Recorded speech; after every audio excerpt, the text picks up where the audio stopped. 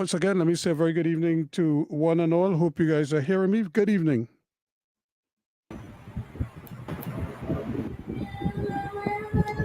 Hi, good night. Good night, Renee. Go ahead, guys. I'm hearing you guys loud and clear. Yes, yes. Okay, so we are on again for another edition of Indaba on 91.1 FM. We are live on Indaba with Mr. Ruskin Mark behind the controls there. We are also live on Facebook and YouTube. Greetings to all our listeners, wherever you are taking in the show from. Welcome to another edition of the program. I'm Claudius Fergus, and on the screen there, you would be seeing one of our co-hosts for this evening, Ms. Renee Francois. Welcome once again, Renee, to co-host the program. You'll be hearing a lot more of her shortly, and we are hoping that our other co-host, Shabaka Kambon, will be joining us soon from Venezuela. Welcome again and good evening. We have a wonderful program for you this evening. Of course, the Africa report comes up shortly after we get an update on the Global Africa Forum from Rennie. We would begin with that. We do have a special guest as usual this evening, and we're going to introduce him shortly.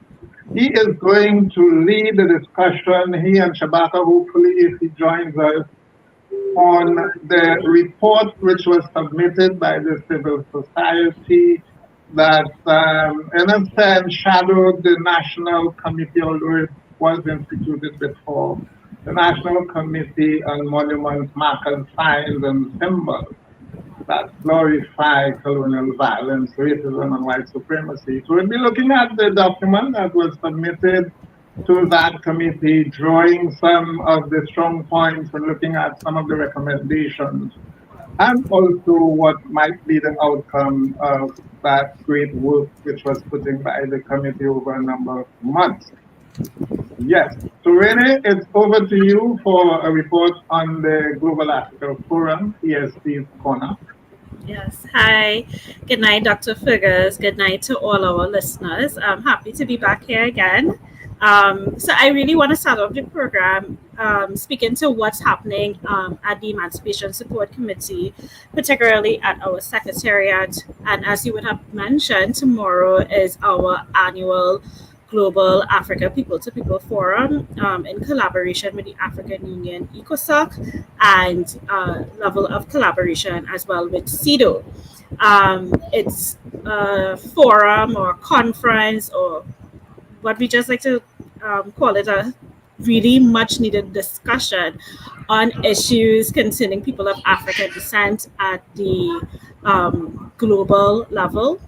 And this year, one of the topics that we're looking at, or I should say the theme that we're working with, is looking beyond 20 years of strategic engagement and Pan-African solidarity. And I think that theme really sort of speaks to the very strong and well-established relationship Emancipation Support Committee of Trinidad and Tobago and the Caribbean Pan-African Network has been able to establish with the African Union, in particular ECOSOC and CEDAW.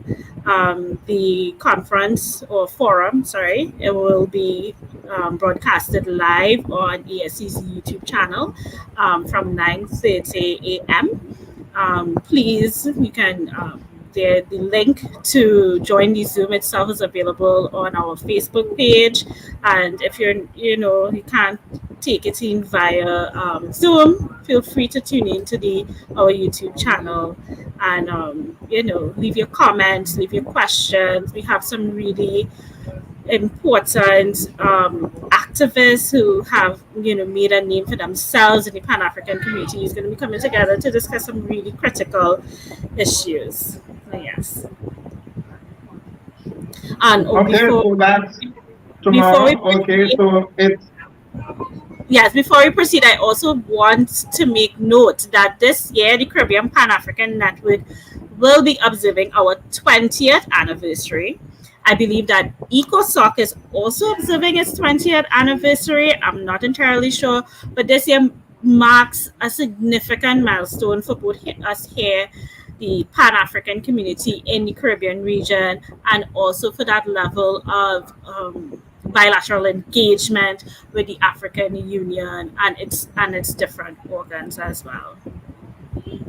Okay, could you reiterate, Renee, is it open registration, open participation? Yeah, so open participation. Like I said, please visit our ESC's Facebook page.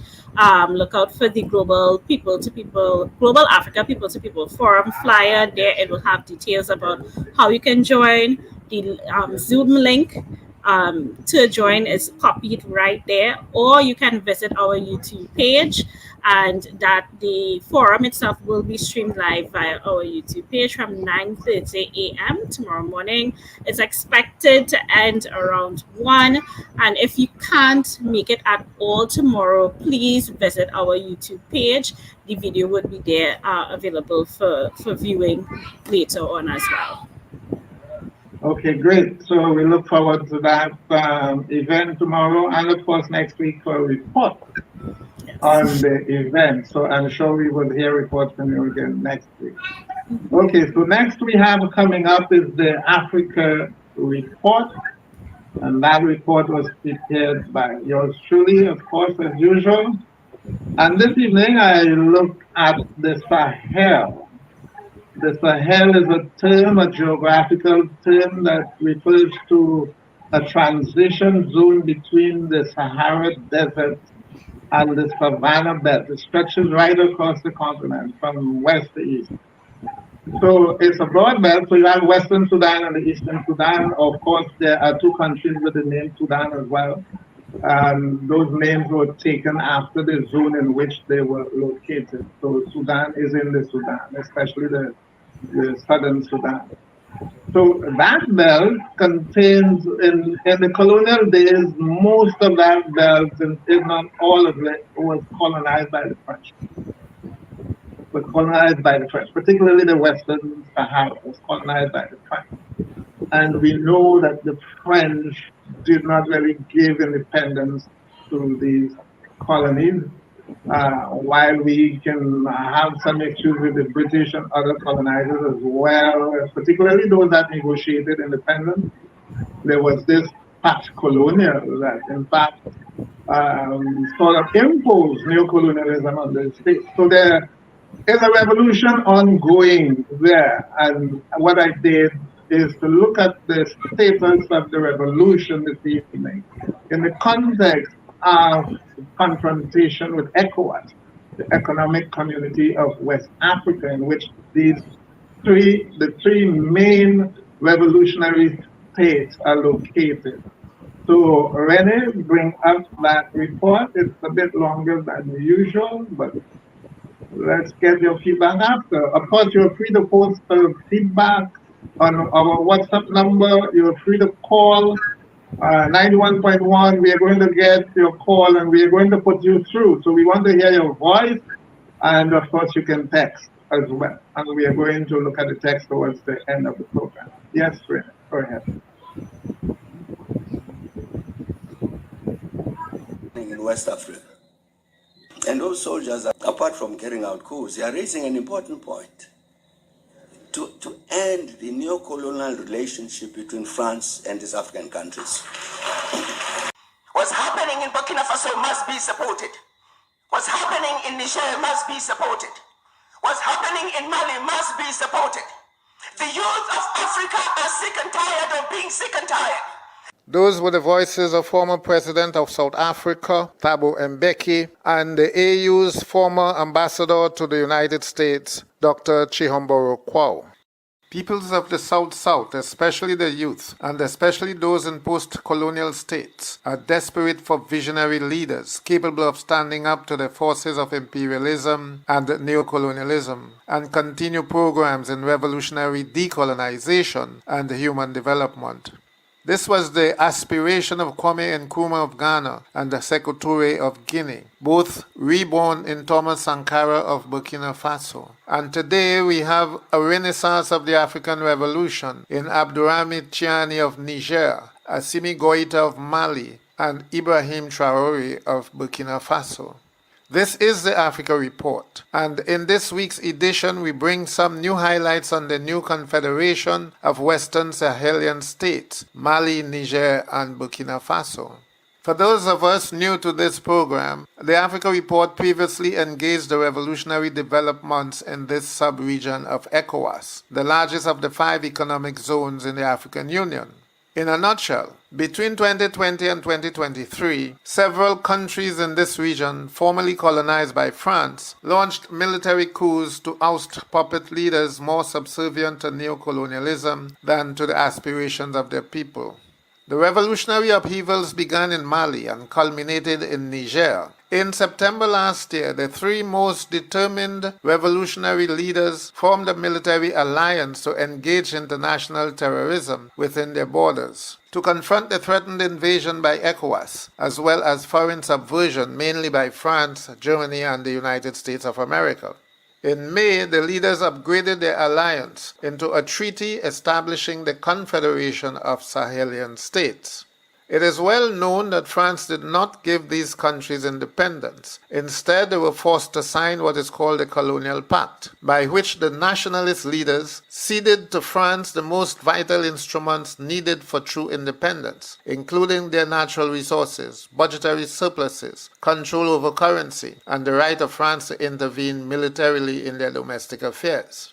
Last week on Indaba, Dr. June Soomer made a profound statement. Capitalism does not recognize decolonization.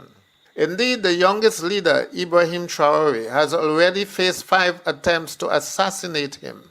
Nevertheless, Traoré's favorite cliché is La patrie ou la mort, nous vaincrons, homeland or death, we shall conquer. Reminiscent of Che Guevara, Fidel Castro, and Jean-Jacques Dessalines, whose famous watchwords were Liberté ou la mort, liberty or death. And that's in the Haitian Revolution. On the 6th of July, Abdourahmane Tiani hosted the inaugural meeting of the alliance, which led to the signing of the Confederation Treaty. If there was any doubt that the young people of the region are inspired by these new messiahs of the African Revolution, the Secretary General of a student union put all doubts to rest when he addressed several civil society organizations that flooded the streets to greet their new heroes. Of this moment, Hassan Sulikadri, the student leader, stated, "We are here to show our support for the ideals of these 3 leaders. Captain Ibrahim Traoré of Burkina Faso, Colonel Assimi Goïta of Mali, and General Abdourahmane Tiani of Niger have been championing since they took power in their respective countries. These leaders have become icons for the new generations. Our goal is to ensure our states achieve lasting sovereignty." And that's the end of his statement. Hosting imperialist military bases that operate outside the laws of the country is a contradiction of sovereignty. The French army was kicked out in all 3 states, but there were several other military bases that we have hardly or never heard of. The Germans occupied a base in Niger since 2016. 3 weeks ago, the Nigerian government demanded their withdrawal. When the French withdrew from Niger, the Americans felt confident that their drone base would be another Guantanamo. But the writing was on the wall for them when they denounced the transfer of power to Tiani as a coup and ceased all military cooperation, although occupying part of their country. The last straw was the American condemnation of Niger when their prime minister visited Iran in January. American Secretary of State Antony Blinken was told in no uncertain terms that Niger will choose its own allies and trading partners, not the Americans. A few months later, Tiani ordered the Americans to withdraw all their forces by 15 September. That's this weekend. The order for American withdrawal did not go down well in their Congress, but the reaction of Republican rabble-rouser Matt Gaetz was shocking and reveals the extreme arrogance of the classic jingoist. Listen to Gaetz throwing insults and demonizing Africans for their nationalism. Mr. Speaker, I rise to warn this body of the deteriorating conditions in the African country of Niger and to give rise to the concern of service members and contractors. More than 1,000 of them right now are functionally being held hostage in Niger during a negotiation that has left America at the bended knee of third world criminals and thugs. Gates's evidence is questionable, but let's hear his recommendation for the obliteration of Nigerian civilians if they do not bow to American militarism. You know what a real U.S. president would do? Say that C-130s are on their way to Niger today with the water and the medicine and the food our troops need, that they will have a full fighter pilot escort there, and if the Nigerian government or any other third world thug tries to even turn on their air defense systems, we should show those leaders and those thugs what the target package looks like on their houses and their family members. And we know what the total package includes: WMDs, weapons of mass destruction. Despite the threats of Matt Gaetz, Niger did not back down, and both the Germans and Americans completed their withdrawal during the month of August. Traore's reforms are truly revolutionary, emancipatory, and economically empowering. Instead of following the customary path of self-aggrandizement of most African leaders, wasting precious resources on fleets of luxury vehicles, yachts, and jets, Traore ordered his ministers to use these resources to purchase tractors for farmers and ambulances for hospitals. He refused to accept an IMF loan to restructure their finances, knowing full well that such loans are recipes for economic imperialism, strangulation of social welfare, and the bait for debt traps. Last November, Mali's leaders, Assimi Goïta, signed an MOU with Russia to build a gold refinery with a capacity for 200 tons per annum. Inspired by Goïta, Traore went further and faster.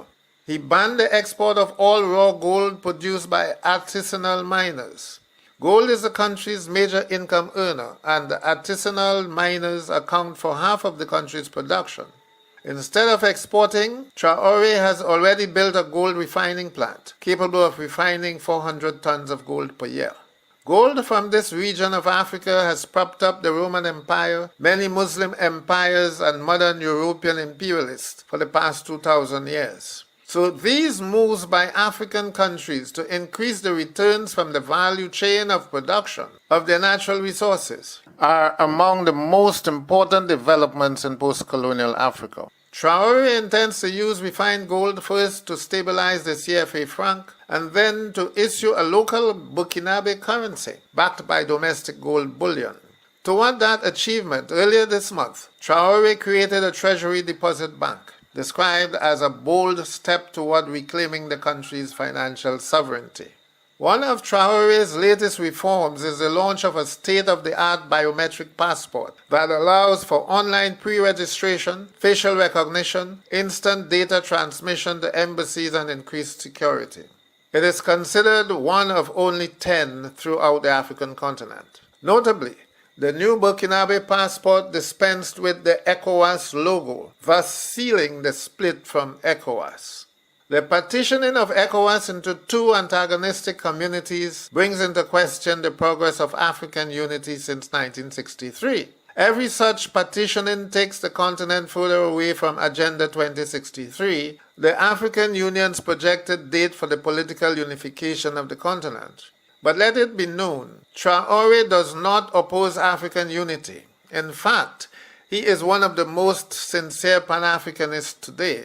He, however, has lost faith in the current crop of leaders of the African Union. In conclusion, the Sahelian Confederation has won the standoff with ECOWAS. ECOWAS imposed sanctions on all the states and threatened Niger with invasion and a blockage of access to the sea. In retaliation, the alliance ended their membership in ECOWAS and formed their own confederation of states.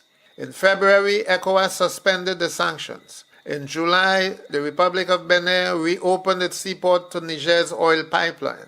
Earlier this month, Nigeria's president and head of ECOWAS, Bola Tinubu, dispatched Nigeria's Army Chief of Staff, Christopher Musa, to meet with the leaders of the Confederation. Musa's humility mirrored ECOWAS's retreat. He said, We are here to make peace.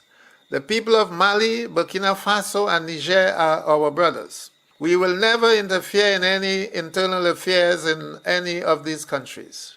He pleaded with them to return to ECOWAS and committed ECOWAS to work together with them to defeat the long-standing terrorist threats. Traoré, however, does not believe that ECOWAS has the political will to do so. The official position of the Confederation toward ECOWAS was affirmed by Niger's Prime Minister at a Beijing conference earlier this month.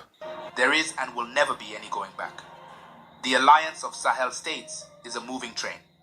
All three revolutionary states are consolidating new alliances with countries outside ECOWAS and outside the continent. Traoré is now a hero of progressive forces in Latin America. He sent a delegation to the 45th anniversary of the Sandinista Revolution and was hailed as a political reincarnation of Che Guevara and Fidel Castro.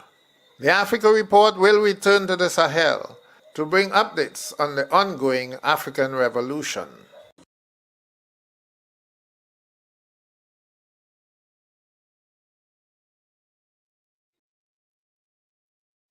Yes, so that's your report for this week. The promo would have had ECOWAS versus the revolutionary states. Of course, I decided to play down the confrontation because, to me, it's a sort of a dialectic of independence or a dialectic of decolonization. And of course, what these revolutionary states are doing, they are responding to the failure of ECOWAS to confront new colonialism, militaristic imperialism, and corrupt government. I mentioned three messiahs, but actually, I'm sure you would be aware that the most inspirational of them is the youngest. He's just 36 years old now. Ibrahim Traoré, a reincarnation, genuine reincarnation of Thomas Sankara, and sort of a mirror spirit, mirror sort of Maurice Bishop as well. All very young men, and some of the most progressive and enlightening rulers in the post-colonial period on both sides of the Atlantic. So, Renee, what your views? I think I've dealt pretty thoroughly, and perhaps you have a privilege over everybody else in that you listen to it, I'm sure, before anybody would have heard it. So, what are your views? I think I'm just, I was honestly a little shocked of, ECOWAS position, but interested to see how things would continue to unfold.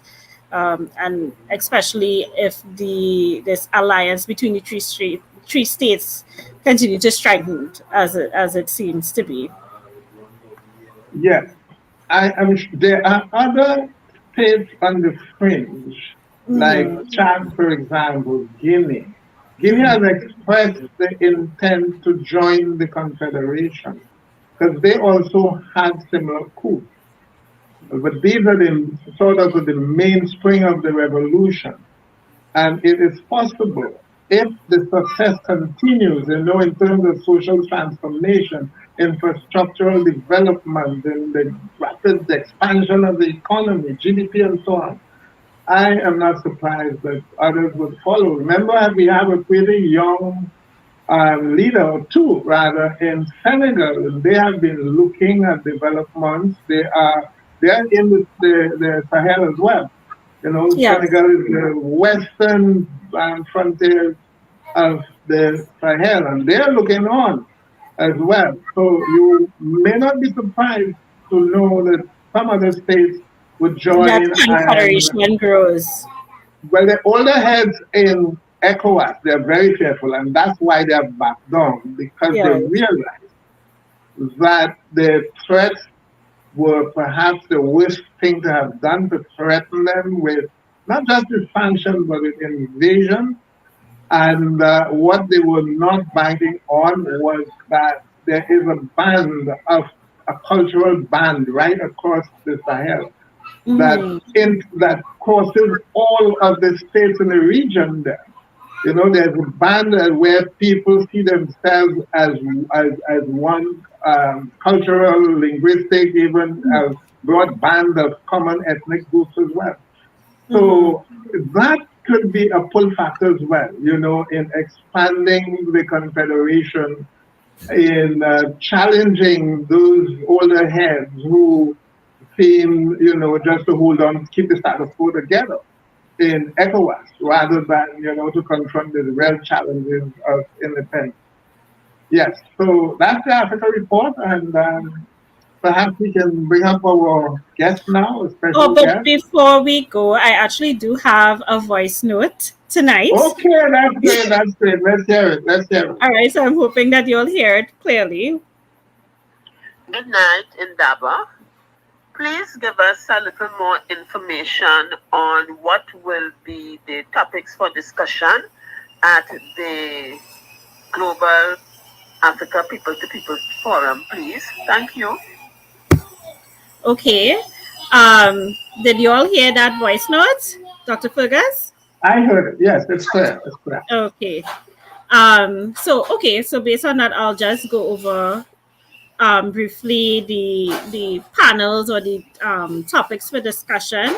So first off, we want to discuss or look at commemorating 20 years of existence and African Union diaspora engagement. And like I said, this year, the Caribbean Pan-African Network, and I believe the African Union ECOSOC, is celebrating 20 years of existence.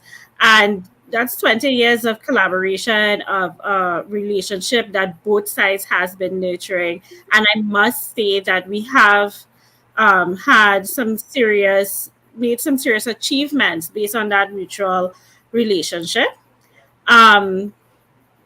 You know, I also want to mention when I started working at Emancipation Support Committee and doing work with the Caribbean Pan-African Network, one of the first persons I met from the African Union who was really sort of championing and in that relationship between CEDAW, ECOSOC, and the Caribbean Pan-African Network, and attempting to make links with CARICOM as well, was Dr. Jimnia Disa.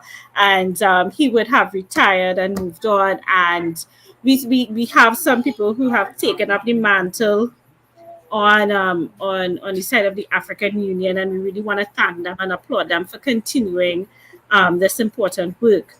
Session 2 will be empowering Africa and the diaspora as agents and zone peace. You know, kind of recognizing that we can be our own negotiators and mediators when it comes to issues of conflict. Of course, we're going to look at Haiti. So this third session is bringing peace and stability to Haiti and Sudan, recognizing that Sudan is also experiencing their ongoing conflict. And then session 4, we're going to be looking at crime in the African community, both on the continent and in the diaspora. And we really want to look at those social issues and economic issues or stimulants that cause crime within our community. So yes. Okay, so that's an excellent elaboration there, and should be an enticement to tune in, to join the forum. Yes, I also want to remind persons, I would have mentioned it last week, how we have been approaching the forum, I think as of last year, is that we would have these stalwarts in the Pan-African community. We have these policy developers, these consultants and advisors, but we also have young activists and persons on the ground who are there to say, well, okay, well, this is reality. You know, I understand that this is what you all might know, but I don't know that it's going to work right now in this particular setting and this particular circumstance. And it really has created opportunities for some really exciting and illuminating discussion. So I really want to encourage everyone to please join us tomorrow at 9:30 a.m. You can use this Zoom link available on ESC's Facebook page, or tune in on YouTube, ESC's YouTube page, to watch the forum stream live. Yes. Okay, I think 91.1 is on Lotto Break now. Let me ask you a question. Might be a little bit tough or perhaps even unfair to ask you, but I will nevertheless. I trust in your wide knowledge of the affairs of the ESC. Um, for those people who attending, Mm-hmm. besides, information and perhaps being enlightened and excited by the knowledge they're going to hear, what functional benefits are there for people participating in the forum, besides, learning about ECOSOC and what's going on in the Pan-African community and so on? Well, I mean, all of the discussions and forums and conferences that ESC would host and help would collaborate on, it always works towards like recommendations and actions. And we really want to provide opportunities for networking and have civil society, because this idea that civil society and NGOs and CBOs operate in silos, and we're doing the same work and we're not strengthening each other.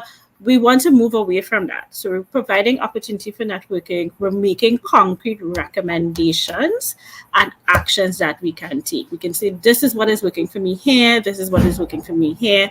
How can we merge our strategies or merge our methodologies when it comes to advocacy and pushing for change? I'm really excited to hear, not that I'm partial to any one particular panel discussion, but I am very interested to hear about the level of advocacy and methods adopted by those political activists in Sudan, and of course the Haitian activists here, and what's the commonalities, what's the difference, to what degree do we need to continue to rely on social media as a way of reaching out and letting people know what's going on, and how we can also use social media as a way to make demands and influence our politicians, our leaders. Great, very great. Okay, by now I believe 91.1 might be back from a lot of break, so perhaps we can bring our guests up this evening to discuss that document. It is called Confronting the Past to Free the Future, Civil Society Report to the Government-Appointed Committee on National Monuments, Markers, Signs and Symbols that Glorify Colonial Violence, Racism, and White Supremacy. And we have the author, or the editor, I should say, the editor of that document is with us, our co-host, Shabaka Kambon. Of course, the ESC and the Freedom Project, of which Shabaka is the executive director, have been the driving force for change, for action by government for almost 10 years now with respect to these monuments and so on. But that call is also supported by CARICOM, heads of government, and also by the CARICOM Reparations Commission. So this is not just a fly-by-night call by the government to set up this committee. It's in response to advocacy that has been going on here in Trinidad, led particularly by the Caribbean Freedom Project and backed up by the decisions of CARICOM, so to speak, including the CRC. Now, when the government set up this committee, parallel to that was a civil society committee set up, organized by the ESC and the Caribbean Freedom Project. So our special guest was a member of that committee. I myself was a member of that committee. But I'm going to let our beloved editor, who had put this voluminous document together, and Mr. Rodney Piggott, our special guest. Welcome to the program, Mr. Piggott. Mr. Piggott is the president of the Tobago Writers Guild for 3 consecutive terms. He is the co-founder and current chair of the NGO Tobago Net, an African cultural activist. I know him as a leading Pan-Africanist in Tobago. He is a spoken word artist and author and has served as a member of the Civil Society Committee, as I said, to review these monuments. I call it the Pemberton Committee because most committees are called in short by the chair of the committee. It's a global phenomenon, so I call it the Pemberton Committee. That committee is being chaired, the committee is still sitting. It is being chaired by Dr. Rita Pemberton, also of Tobago. So welcome, as I said, Mr. Piggott. I think we have you as special guest. So we are going to give you the privilege of speaking to that report. I myself have looked at the most positive aspects of the report and what I consider problematic rather than negative. But I'm not going to deal with that. And I don't think anything is negative about it, but there are some challenges that perhaps that might be encountered there. So let me just say the identification and classification of items for redress in terms of priority 1 and although it wasn't mentioned, but priority 2, there are 2 different priorities because they're all priorities in a sense. But there's level 1 priority and level 2 priority. And then this document was intensely and extensively researched, and I'm saying so in the context of a researcher myself. So congratulations. A lot of the research was collective, but from my personal knowledge, I know Shabaka has done an extremely great amount of personal research, and I would recommend to him someday perhaps that he considers doing his PhD in a research area like history. I think he would do well there. I think the objectives were clearly outlined, the rationale and philosophy as well, they were clearly articulated. So I invite our brother, Mr. Piggott, to make some introductory remarks about this document for us. Over to you, Mr. Piggott. I'm fine, Dr. Fergus, and thank you very much. I certainly, let me first of all comment on the report that you gave on the Sahel region. I found it very encouraging. I've been sort of following bits and pieces of what's happening there.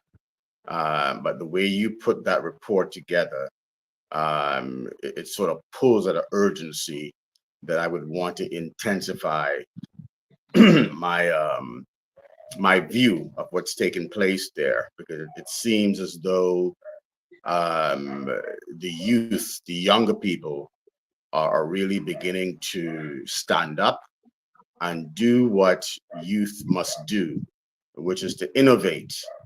And where it is that the elders are not passing that baton back, they will have to just reach forward and really just yank that baton, because things must go on, and no one person or one set of people must stand in the way of progress. And if Africa is to progress and Africans are to progress, then the youth of today must stand up and take their rightful place. It is their time. This is their time to really just take us beyond the Black Power movement, beyond the Civil Rights movement. All of those movements had their day, had their time. The youth of that day did that work. The youth of today must do their work. And this is part of their work. The decolonization of spaces where Africans predominate must be the work of the youth of today.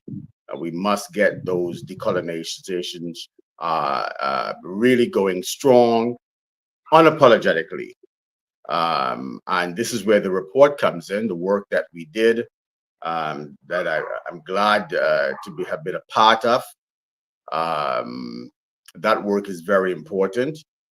My stance has always been that this is something that we must charge at, like the rhinoceros. Sometimes you have to be the rhino and simply charge at it. I often reflect on the fact that today you can't find any images of Hitler anywhere. As a matter of fact, they said within 1 or 2 years, if I'm not mistaken, of Hitler being toppled, that all of his images were erased as if they weren't there. All street names were removed, all statues were removed.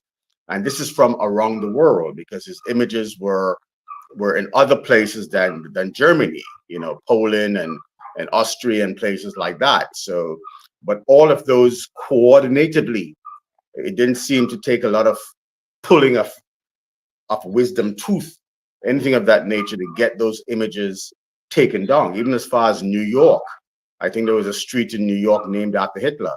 That was removed.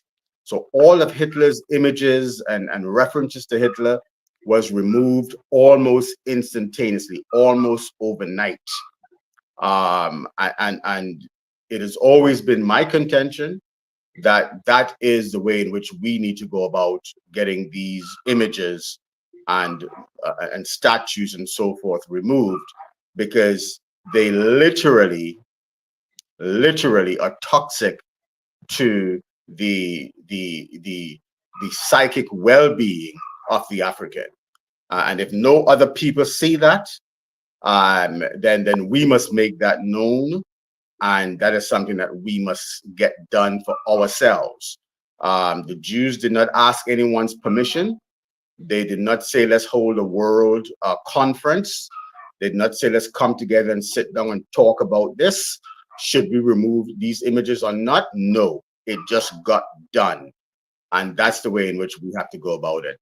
And so that's pretty much the direction that I come from when it comes to these matters. Research aside, talks aside, this is something that is seriously affecting the psychological well-being of the African. We're seeing it in the way some of our young men are lost in our community. They're totally destabilized, like the immunity of the body attacking itself. The violent crimes that they're evincing against their own people. Tobago now has 22 murders, most of those by gun, most of them young people, young men. So that's what each young man was probably responsible for at least 2 or 3 children, who again would be responsible for 2 or 3 children. So no telling, how many generations would have come out of those bodies that are now in the ground. And so we're killing ourselves. And we're killing ourselves because we're destabilized, because we're mentally challenged, because we're mentally damaged, because we're mentally sick. And getting these monuments removed, that is constantly a reminder, constantly a sore spot, constantly poking at the wound. Our wounds cannot heal because there's a constant poking at those wounds. Remind me of children, as we would constantly pick the scab, before the sore got a chance to heal back, we would pull that scab off and begin a new round of healing for that wound. That is pretty much what has been taking place with us. And so my voice has always been one that is, this is something that has to be done. There's no apology for it. There should be no debates on it. There should be no sitting down and let's hassle this out. This is something that has to be done for our sake, and by extension, for the sake of the world. Because if the African does not get healed, the African will eat the rest of the world. Yes, I so will stop there for now. Yeah, thank you for those opening comments. And we have Senor Kambon over in Venezuela. If you're hearing us, Shabaka, you are still muted, so I don't want you to start talking while you're muted. I All right. understand you were with the president this evening, and perhaps you can give us just 1 minute. What are you doing in Venezuela? What are you doing there again, I would say, so shortly after your last visit? And then just plunge into the report for us. Just a little. Yeah, just a quick update. So I have not made it back to my hotel room. I had to find a place with internet close to the conference center because they switched off the internet while the president was there and refused to put it back on after he left. So I'm doing my best here. I am at the Global Congress Against Fascism, the first Global Congress Against Fascism. And it seems to me that the government of Venezuela is attempting to make Venezuela the center of a new global movement against fascism. And so there was a huge event over the last 2 days. Today, of course, being the 51st anniversary of the death of Salvador Allende, was a significant day for the global left. And today was the day that President Maduro chose to come and join that gathering to fire the idea, to support the idea, to promote the idea of Venezuela becoming the center of a new global anti-fascist movement. And of course, you had people here from all over the world. Many African countries were present. Many guests from the continent. So it's quite an interesting event. This afternoon, I think the highlight of the day, perhaps, was that you had the family members of people who were killed by opposition forces in the aftermath of the elections, in the violence that followed. And of course, those forces would have been branded as fascist forces, and their relatives would have come to receive warmth, applause from the international audience. So it's been a very interesting discourse taking place here, and of course, part of it too is finding the boundaries of fascism. And a lot of discussion about where we draw the lines, how we define fascism. And of course, it's interesting because it's related to the conversation that we are having now. I just wanted to mention to Brother Piggott that at the end of one of our public engagements, a German professor who was in the audience came up to us and said that, listening to the Caribbean audience arguing about whether we were erasing history, whether it was a good idea to move monuments and statues and so on, he said, listen, in Germany, we had a communist period and we had a Nazi period. And now modern Germany no longer attaches the kind of value it once did to those two ideologies. And so we've just moved the protagonists of those two periods and found people who align with our values to celebrate and venerate. Very straightforward. He could not understand what we were arguing about. Because what we're really arguing about is if we should continue to celebrate the protagonists of colonial violence. And of course, colonial violence is the bedrock and the root of fascist violence in Europe.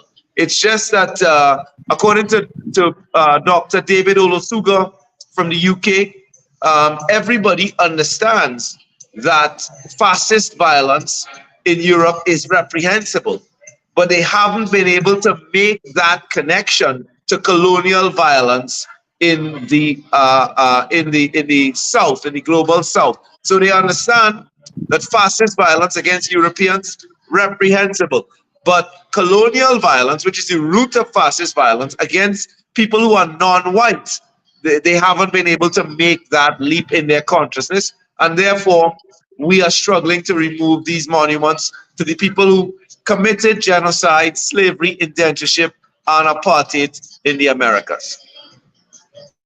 Yeah, I wanted to. I'm glad you started with that, Shabaka, because I have it at the top of my question to ask you after your introductions. You know, the where you made where the document makes a point on page 6 that the setting up of monuments is more reflective of politics than history. And I think you have made the point there. So this is the politics of imperialism, politics of colonialism, and should not reflect the politics of a post-colonial state. But the audience would be eager to know what this document is about. So I want you to, address the content of the document more directly. What are the priorities that the document have identified as level 1 for redress, and level 2 if we have time? But that level 1, critical. I think level 1 suggests that all people in the country should be aggrieved by those documents, by those monuments, road signage, signs, and so on. So what are those? And generally, what is the philosophy behind the document? So briefly, don't go into too many details because I know people want to know what is in this document. What is in the document? And what are we proposing? What is the document proposing? And what is the probability that the proposals are going to be taken on board in the priority that we have enshrined them in the document? Okay, it seems as if Shabaka is dropped out on us then. Maybe they cut the internet again. So, Mr. Piggott, the question therefore is for you to take over. Right? What is in the document? What is in the document? I'll certainly let Shabaka speak more to that because as being part of the committee and when we stopped our meetings, I just received a copy most recently. I didn't see the one that Renee had sent out previously, and I haven't had a chance to really sort through the 113 pages. But I'm looking at it from the historic fight and struggle that is not new. This fight and struggle also has been in the United States in terms of dealing with Confederate monuments and things of that nature. So it's not a new struggle. It's not an original struggle that we're fighting here in Trinidad and Tobago. I think one of the errors that we make, and Shabaka spoke to that very, very eloquently when he said the German person approached him and told him, look, we had this period, we had that period, we no longer have them. We moved them. They moved them, right? They didn't sit down and they didn't come to us, the Africans, and say, hey, should we move this? If they moved it, it was for their benefit, for their health. And I think for us, what we tend to do as Africans is we want everyone to be our friend in our struggle.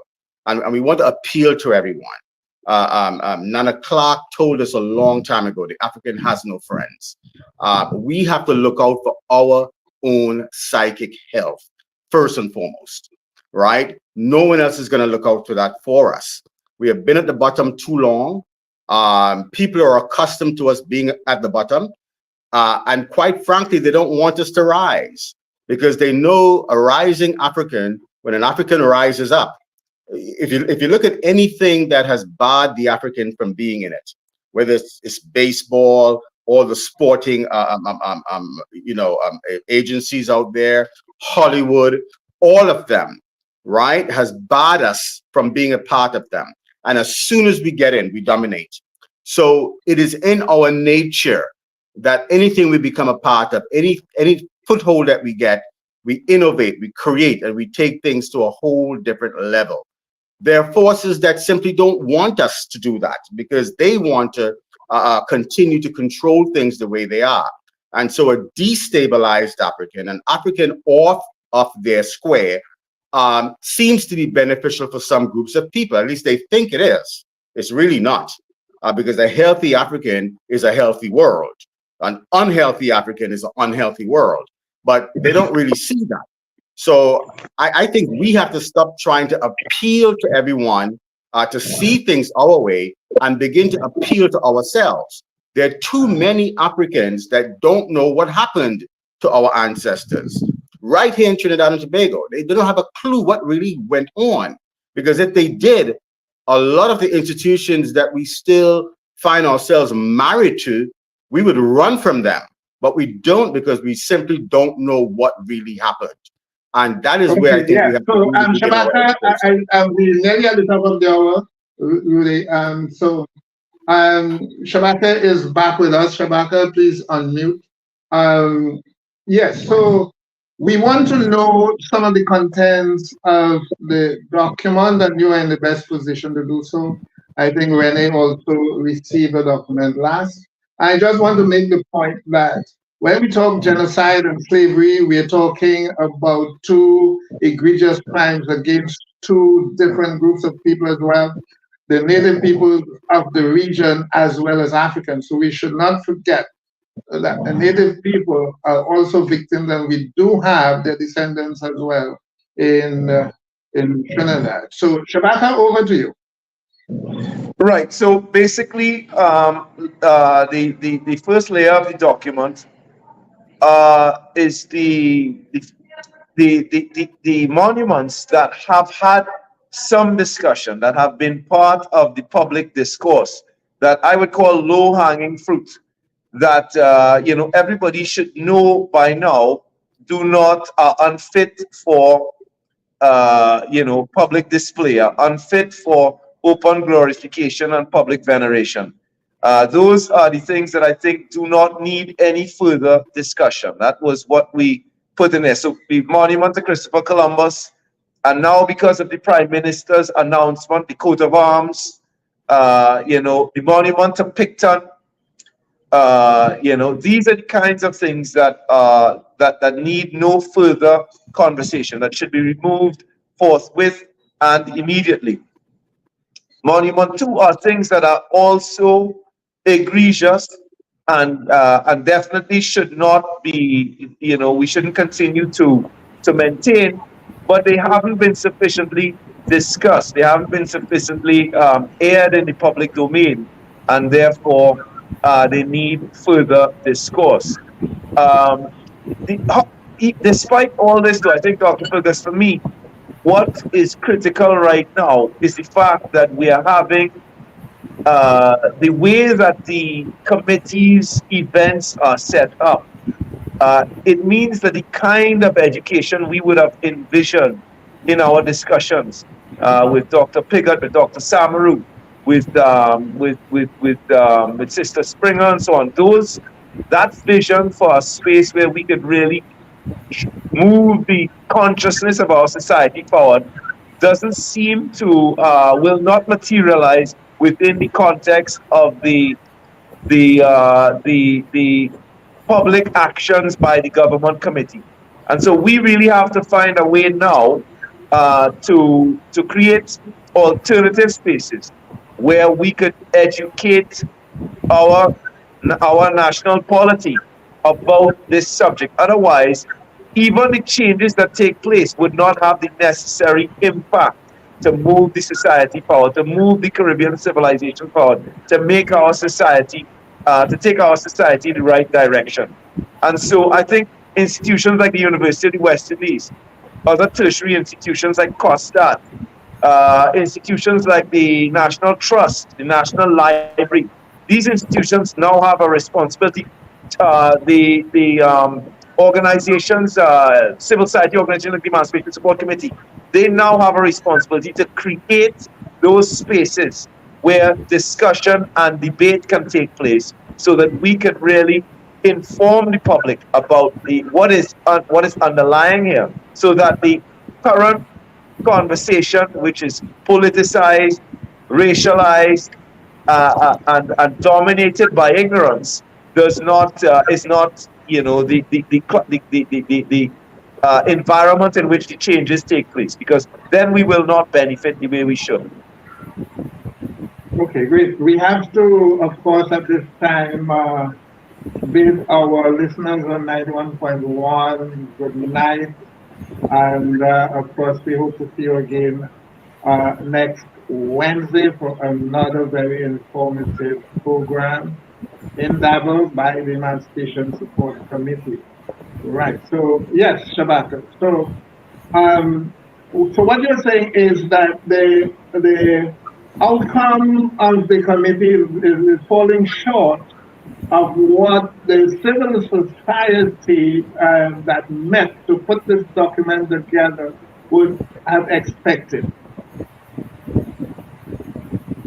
Because I could say that we could actually be going backwards. So a lot of the work that we have already done could be undermined by the way things are proceeding at the moment. Because the conversation, as I say, around monuments has now been politicized, it has been racialized, and it has created a space for those people who are reactionary and quite ignorant of what the whole thing is about to take center stage. And so, as I say, we now have to, the responsibility is on us, the responsibility is on the tertiary level institutions, the civil society organizations, and organizations like the library and the National Trust to create those spaces where a genuine, more sophisticated conversation can be had about this important historical moment. Yeah, but there are certain decisions that need to be taken regardless of whether you have pushback or not. You must expect pushback. As you said, that the monuments and place names are more politics than anything else. So if people play politics, then there is nothing surprising about that, because politics underlie the very foundation of these things. The politics of a particular era, the politics of a particular ruling class. So you would not be surprised that a people have been so intensely colonized, overtly and subliminal, would not push back. It's part of the colonizing process. We are colonized people.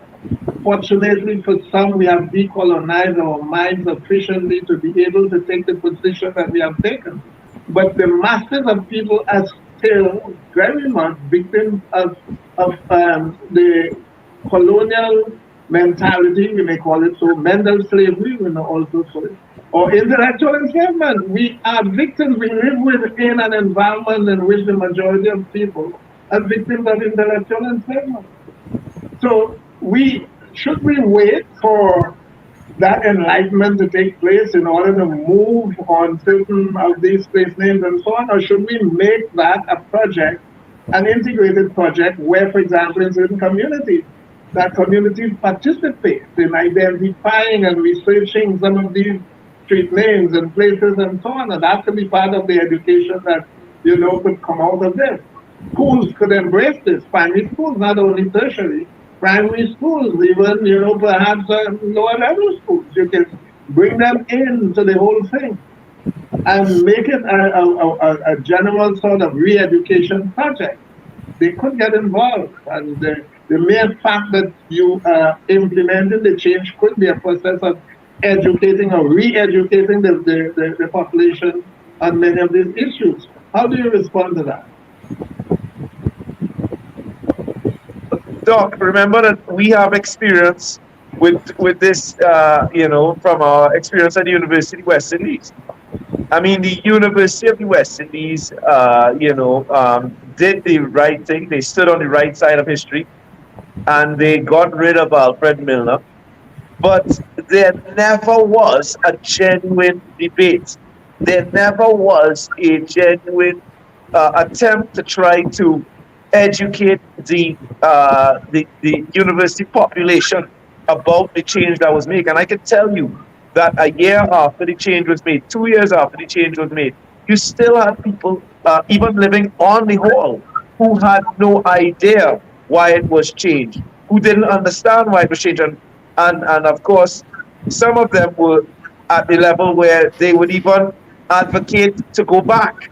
So my experience tells me that we cannot sit down and wait for the powers that be to create the spaces that we would need to move our people forward. This is why we set up the civil society organization in the first place, because we cannot trust power. We cannot trust politics with advancing our people's cause. And so we are going, when I come back to Trinidad, my intention is to get busy in terms of creating the spaces that we would need now and the kind of events that we would need to create to sublimate the conversation that I see on social media, on the radio, and on television, which I think is actually taking us backwards. But there was no debate when the Bernard Hall was made. There was no debate, right? And to some extent, as you would know, Milner Hall's name is still there. Milner's name is still on the signpost, huh? So there's still work to be done, actually. Milner is still on the signpost. Let me give Renee an opportunity to speak. You want to comment? Yeah. You're right. I was just saying that I agree that it is not sufficient enough just to change the name of a particular building, or to I know of the work that was done with Lupino Village, and I know that's one of the priority sites, and that narrative, because it's interesting to me. A lot of schools in the East-West corridor take their children to the Lupino Village as one of their first field trips. And as much as that sign is changed, who is reinforcing or educating those children about the significance of that spot? Dr. Fergus, you have done a wealth of research about Lupino Village, and I remember you making the argument or making the statement that once the Haitian Revolution had taken place, he effectively kidnapped those Africans in Haiti and re-enslaved them here in Trinidad and Tobago. But I don't know that necessarily that the tour guides there are having that discussion with them, that the teachers themselves are even having that discussion with them. And of course, you have to have those discussions at appropriate levels. So I don't think it's enough to remove the Columbus statue. I mean, it absolutely needs to go. I would love to see it go in a very kind of brutal way, but I know the trend has been to remove the statues and store them in museums and all these other places. But we need to tell people why this is not okay. Why it's not okay to have a Columbus statue. Why it's not okay to not have like a Picton Street and a Charlotte Street. Renee, let me, before my battery dies, let me just respond to this quickly, and then I'm going to let Dr. Fergus respond ultimately. But the thing is that, what is it about the political, establishment, the political incumbents, that they like to make changes without the people understanding the changes? So you look at the question of the hair rules that have changed in the schools. They changed the laws in a progressive direction, but never made either the teachers, principals, students, parents aware of the importance of the change, of the substance of the change. There's something about the way that this political establishment goes about their business that is really, that does a disservice to all the years of activism and sacrifice that people make to move the needle forward. You look at what happened at Lupino, and it's a great example. We forced them to move the sign, but they will not be forced to change the narrative, to really officially change the narrative. They refuse to move. They'll drag their feet. And it's just something about the way that power operates in this post-colonial society that we really have to address. Otherwise, it doesn't matter what we change. We are not going to have, it's not going to have the impact that it should have on the society. Shabaka, before you go, because I know you mentioned that your battery might die. What are the plans, or what's the intention with respect to disseminating the reports and making it accessible to the wider public? So I treat the report as a working document, and it's something that we in the committee are going to have to continue to develop as we go along. But as of this moment, we have made it available to the National Committee, the Government Committee, and we've made it available to the media. There are a number of international and regional organizations that we promised to make the document available to. I think we should do one more iteration and then send it off. There's the Cumbe here in Venezuela. There's the Bill out of Ecuador. There's the CARICOM Reparations Commission. There's the UN Forum for People of African Descent. And a number of other agencies that are concerned about this work that we would want to share it with. Because this is, we need as many eyes on our country at this moment as possible to ensure that we do have a just outcome. Because as I say in the report, for African people to have to continue to spend their taxpayers' money to be used to continue to maintain monuments to those people who enslaved our ancestors is both a sin and a shame. And it's something that we cannot continue to stand for in our society. And I think one of the things that we did that that we haven't really talked about is that we wrote a pre-action protocol letter to the Prime Minister at some point, informing him that we would be pursuing legal action against the use of our taxpayers' money in this way if action wasn't taken at the national level. And I think that even though there seems to be progress, we're going to have to keep our legal options open if there is, if it comes to a point where monuments that are really beyond the pale, that celebrate white supremacy, that celebrate the enslavement of our ancestors, the genocide of our indigenous ancestors, if they try to maintain them, we have to have all options on the table in terms of treating with that, and the legal option is certainly one of them.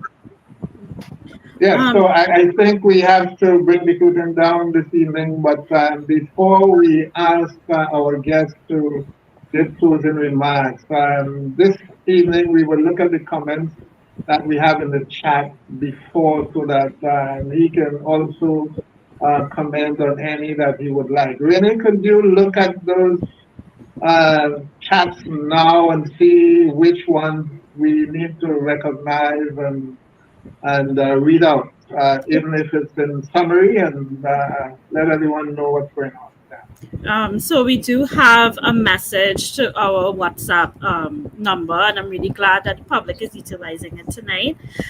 This person is saying we must first acknowledge that the past has already changed and there's no changing it. The focus now should be on understanding how it affects the present so that we can shape a better future. Our history has left a lasting mark on society, and it's our job to learn from it. Only through education can we break the cycle and stop repeating the mistakes of the past. But education alone won't solve everything. We need to ask how serious the government is about real change. If the current administration doesn't stay in power, will the work done towards addressing our history be lost? This raises concern about whether the process of acknowledging the past and correcting wrongs can continue, no matter who's in office. The journey towards justice and recognition will always face challenges, but we must stay committed by accepting the truth of our history. We can ensure that future generations would have to fight the same battles. I really love this comment. Yes, thank you. Yeah, look at the rest first, please, Renee. I don't have access. Okay, so we have Deborah E. Walters. I know she joins us every program, so thank you. She's joining us from Connecticut, USA. We have Candice Sabero. She had raised a question that I had also asked about what is the plan for the dissemination of the report. And like Shabaka would have indicated, it is a working report. We also have another voice note, so I'll play it for everyone. I want to suggest that we can use the report to create snippets of information that can be shared on social media and start a campaign of information coming out of that report that can add to the conversation and assist in raising consciousness and bringing some of the required information to the public. Yeah, so that's the feedback we would have had from the public for tonight's program.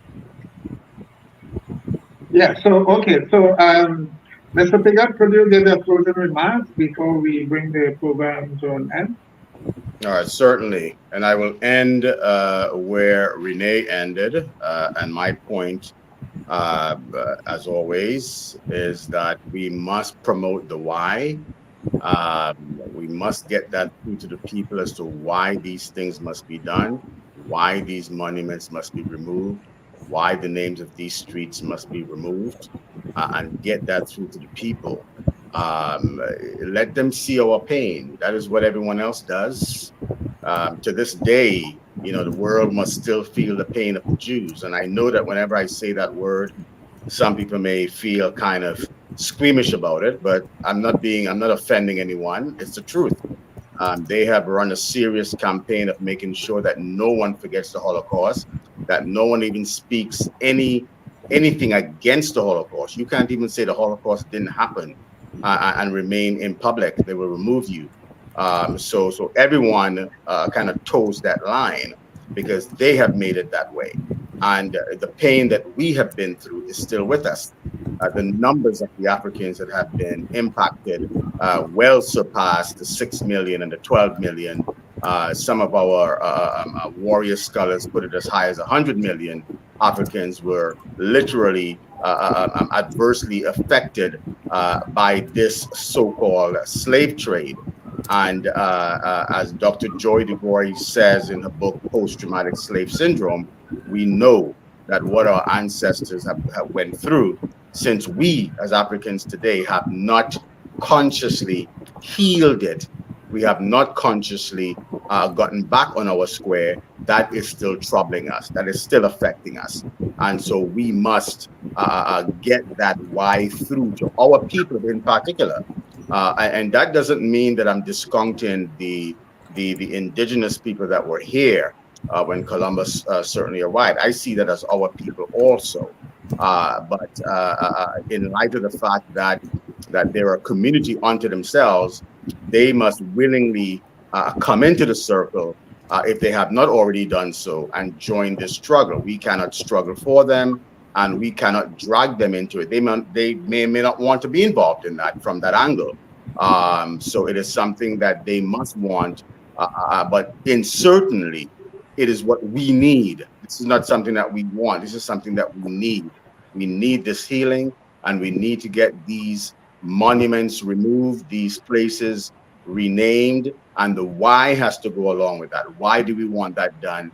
And this is what our generations coming up behind and the generations now must understand what happened to us as Africans and why we are where we are now globally. And this is the healing. This is part of the healing that we need. We must promote the why. Thank you so much for taking time out to join us this evening, Mr. Piggott, and of course the third people are on board. They are allies. There's one member of the committee on the Monument Committee as well.